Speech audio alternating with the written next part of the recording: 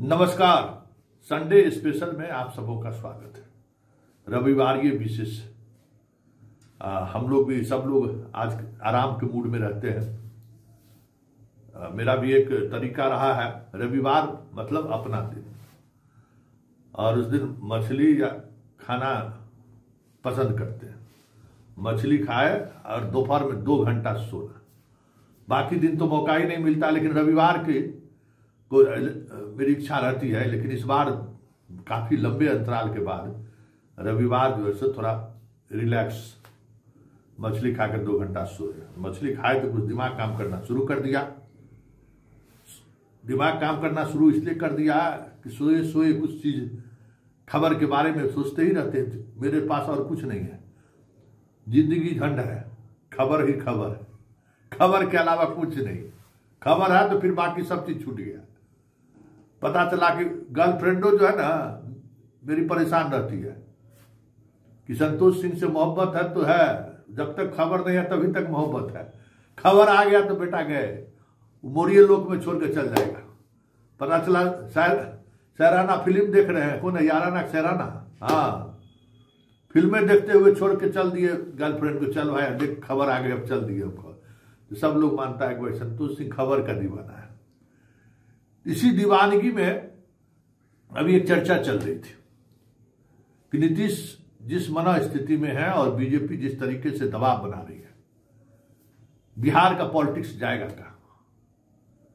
क्योंकि नीतीश कुमार को जो इस बार भी लगभग 20% वोट आया है, 4% लगभग उनके वोट की बढ़ोतरी हुई है, और लगभग वो वोटों की संख्या 90-95 लाख के करीब है, और वो वोटर नीतीश का वोटर है।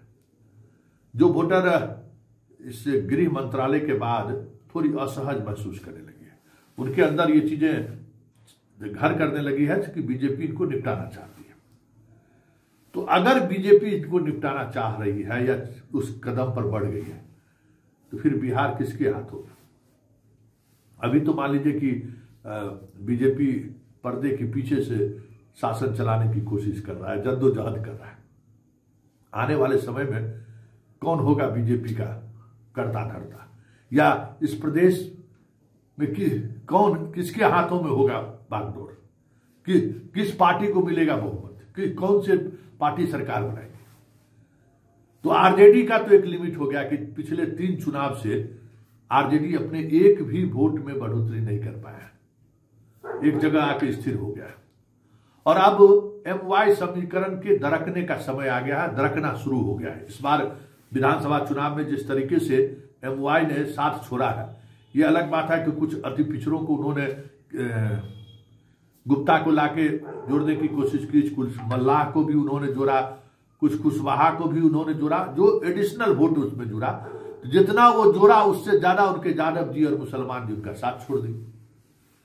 तो यह तय हो गया कि तेजस्वी इस प्रदेश का भविष्य नहीं है, या तेजस्वी घर बैठे रहे इसी तरीके से हार का शोक संतप्त रहे, घर से उतरे नहीं, और लोग उनको जाके माला पहनाने की बिहार का मुख्यमंत्री बन गए या बनने के लिए बाहर निकले, हम आपके साथ हैं। ये अब नहीं होने वाला है। बीजेपी ने इस राजनीति को खत्म कर दिया है। आपको रोड पर, सड़क पर उतरना पड़ेगा।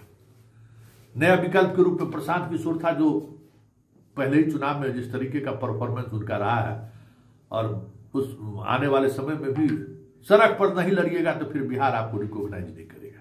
सड़क पर तो उतरना पड़ेगा, 1000 रुपया चंदा लेने से नहीं होगा। वामपंथियों का भी हसट सामने आ गया कि अब आप भी जातिवादी राजनीति में उसी साँचे में ढल गए जिस साँचे में आरजेडी ढला हुआ था। आपकी जो दुर्गति हुई सामने, तो बचती है कांग्रेस। तो जब हम मछली खाकर उठे और जब सोचना शुरू किए इसी पॉलिटिक्स पर, तो एक जबरदस्त बात सामने आई भाई, कि कांग्रेस वोट चोर गद्दी छोर के नारों को लेकर जो बातें वो कह रहे थे, जिसको सिरे से लोग खारिज कर रहे हैं, लेकिन अगर उनके इस बार के वोटिंग पैटर्न को अगर देखिए और जितना वोट उनको आया है पिछले बार के तुलना में, लगभग 15 सीटें वो कम चुनाव लड़े हैं, 61 सीट पर वो चुनाव लड़े हैं। उसमें भी कई सीट पर आरजेडी फ्रेंडली लड़ गया, सीपीआई फ्रेंडली लड़ गया। सीधे सीधे तौर पर 50 सीट आप कह सकते हैं। उस 50 सीट पे लगभग 9% वोट इन्होंने लाया है, और संख्या की बात करें तो लगभग 45 लाख। और ऐसी ऐसी सीटें ये जीती हैं जो लोग कल्पना नहीं कर सकता थे। मतलब आरजेडी ये सीट इनको इसलिए दिया था कि भाई अरे अपना सोचे जीते हारे जो होगा, लेकिन वो सारी सीटें जीते। किशनगंज मान लीजिए इनकी परंपरागत सीट हो सकती है। अररिया सीट बहुत टफ है, वहां हिंदू मुसलमान जिस तरीके से हो जाता है वो इस बार नहीं हुआ। मतलब कांग्रेस का मुसलमान अगर कोई चेहरा है तो वो हिंदू मुसलमान नहीं हो सकता है, ये बात तय हो गया। कि वो अररिया रिजल्ट ये दिखा रहा है कि यहां जिस तरीके से बीजेपी हिंदू मुसलमान करके जीत लेती थी, आरजेडी प्रत्याशी को हरा देती थी, इस बार नहीं हुआ। इसी तरीके से ठीक अररिया के ही बगल में फारबिसगंज से चुनाव की बात करें, वो तो बड़ी चौंकाने वाली बात है। हर बार मुस्लिम उम्मीदवार लड़ता था, 80,000 85,000 वोट आता था, जीतता नहीं था। तो वहां कांग्रेस ने प्रयोग के तौर पर एक विश्वास को दिया टिकट, अति पिछड़ा। और ये सीट फारबिसगंज कह सकते हैं कि बिहार का नागपुर है, संघ का सबसे बड़ा गतिविधियों का केंद्र। मतलब संघ की जितनी भी अनुषंगिक संगठन है उसका सबका हेडक्वार्टर समझिए फारबिसगंज है। व्यवसायी मारवाड़ी सब लोग हैं, सब तरह के फंड भी उनको मिलता है। सरस्वती शिशु मंदिर यहीं पे, संघ यहीं पे, जितना इनका औषधीय वाला जो काम चलता है वहां भी वो ले लीजिए। मतलब पुस्तक छपाई वाला जितना काम हो, मतलब जितने भी संगठन है, विद्यार्थी परिषद, सबका कहीं न कहीं फारबिसगंज से बहुत गहरा रिश्ता रहता है। उस फारबिसगंज में जहां बीजेपी चुनाव नहीं हारी है कभी, जब से बीजेपी अपने यौवन पर आया है तब से चुनाव नहीं हारी है, और वहां कांग्रेस चुनाव जीत जा रही है। यह अपने आप में बहुत बड़ी बात है। यह सोच का विषय है। यादव का भी वोट वहां नहीं है, मुसलमानों का वोट है, और अति पिछड़ा, मतलब अति पिछड़ा कांग्रेस को पसंद कर रही है। यहां मुसलमानों को हिंदू पसंद कर रहा है अररिया में।